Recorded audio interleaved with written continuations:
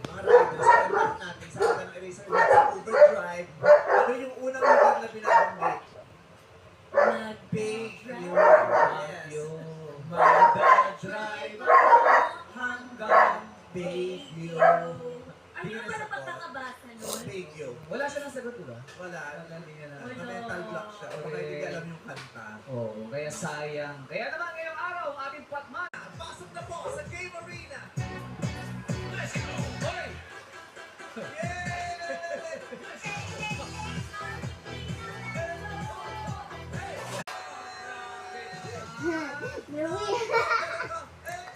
Ang bak na.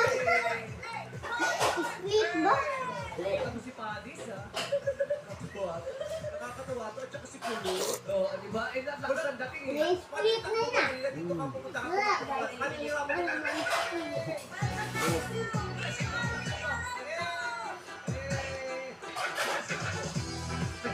Ano mo yung parang yung parang sa wakas na hablot niya yung cellphone mo. Parang takbo ko na. Dapat kahapon pa doon sa sala doon sa mga rider. Saan sa rider? Naka-helmet eh. Ang ganda lang ang hair mo. Alam mo ba, ang dami nagpapakulong para ma-achieve yan. Yes. Achieve. Uso yan ngayon, di ba? Oo, dati hindi nila nagigets yan eh. Pero eh, uso-uso. Yan. Diba? Kahit ikaw nagpakulot ka eh. Oo. Gusto mong achieve no? Siya talaga. Pero ito normal, di ba? Natural?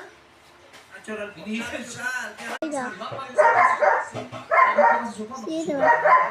Suba. Oo, di ba? Ng panggastos sa araw-araw. Opo. Gustong huminto siya sa pag-aaral, hindi siya tumambay.